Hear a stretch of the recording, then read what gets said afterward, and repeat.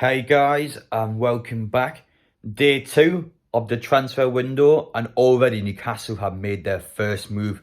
Exciting times are ahead, but as well as that, tomorrow night we go down to London to take on Arsenal, what is a huge game of football.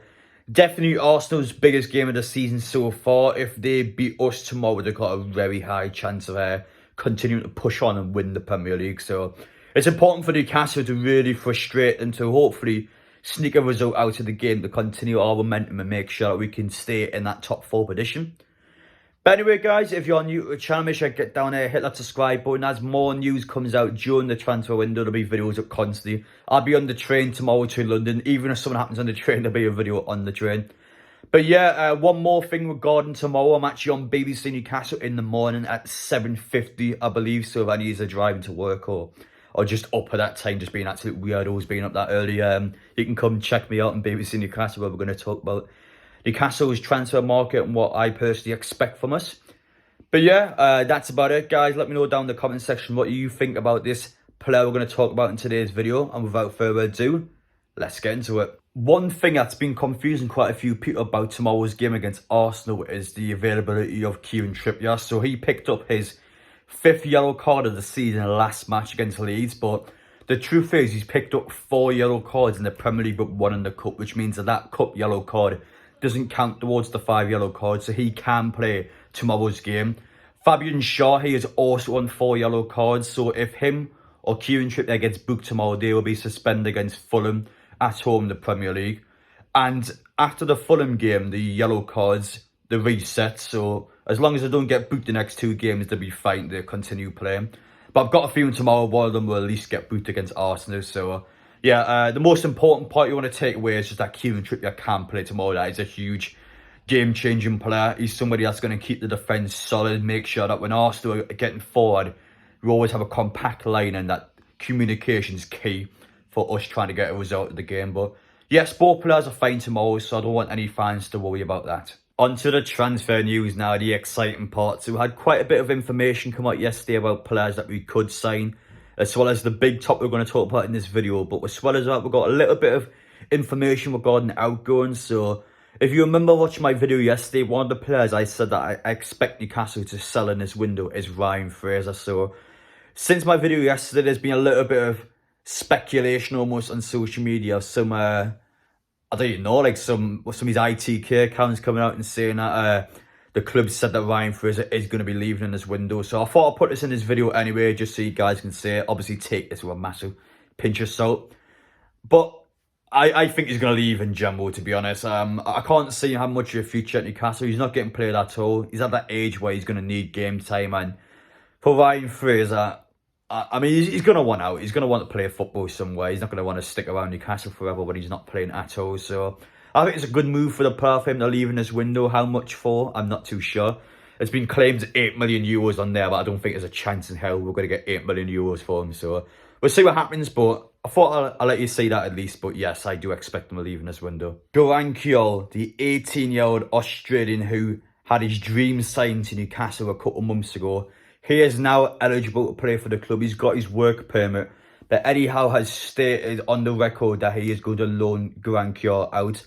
He wants to make sure he can get the experience required before properly coming into Newcastle. So a lot of people have been questioning what should happen with him. I've seen some people actually in my my last video commenting saying that he should be getting rid of Chris Wood and putting Kuol into the squad. So yeah, unfortunately for those people, that's not going to happen. He will be going out on loan.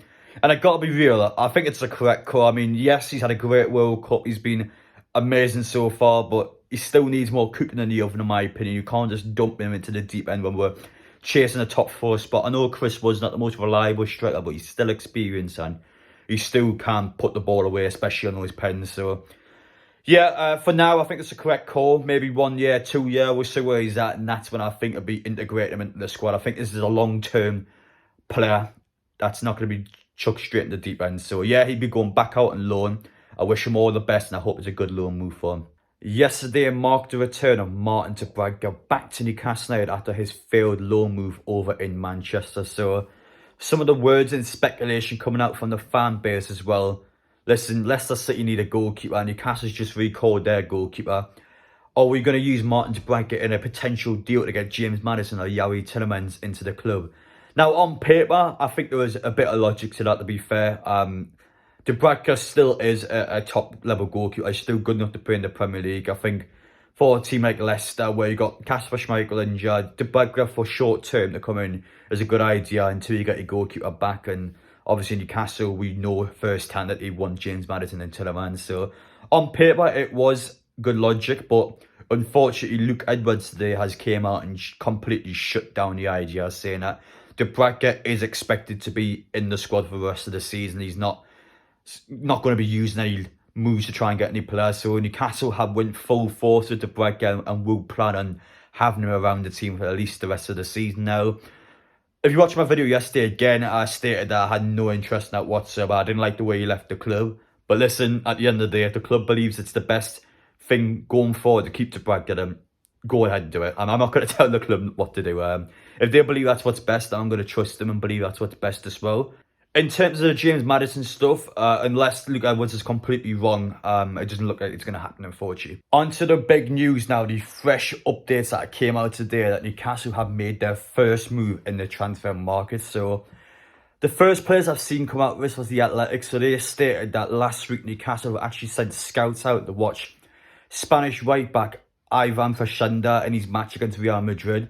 Now, they lost 2-0 in the end, but I heard he had a very good game. And this is an 18-year-old fresh prospect, somebody that I'm not too sure what his role will be at the club yet. I would assume probably second choice behind Kieran Trippier, with the likes of Javier Manquillo probably going out the door. So I think he's probably there to switch around with Manquillo and to become that new second choice player while Kraft's still got his injury issues. So yeah, that was the first bit of information that came out from the Athletics. Since then, Fabrizio Romano has came out this morning and confirmed that Newcastle have now went into the talks with Ivan Fresneda. They're the first team that's done that. And there's plenty of European teams also interested in signing the player. Craig Hope has also came out and said that he confirms that Newcastle are interested in the player. The club is wanting to sign him. And this is our first bit of activity in the market nice and early. I like the fact that we sent a scout a week before the window opened. Now, I'm going to imagine that that's not the only player we've done that with. So Newcastle are active, will continue to be ready to pounce on any opportunity we get.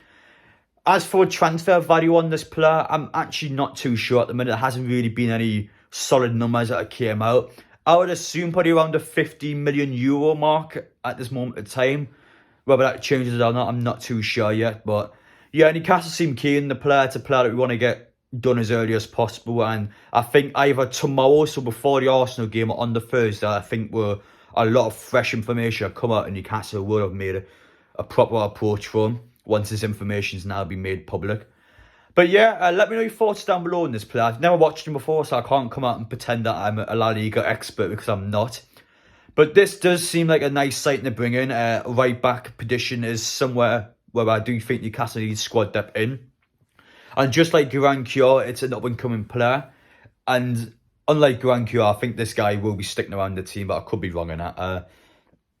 But yeah, good signing if we make it. It's something that I think is a good move for the club, and ultimately we need the future to be built up well for Newcastle. And yeah, this is what I'm definitely keen on. Well, that's it from all of the news so far today. If anything major comes out, there'll probably be 2 uploads on the channel today. If not, we'll be back tomorrow for the Arsenal match.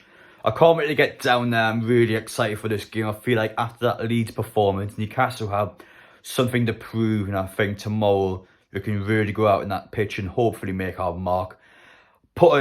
Just put a needle in that bubble and just really mess up Arsenal's season and get Manchester City back into the title race. I think would really be a massive statement on our behalf. But no matter what happens tomorrow, this club's in a great position. The window's open now and the club is actively trying to sign players behind the scenes, as I've shown you in this video.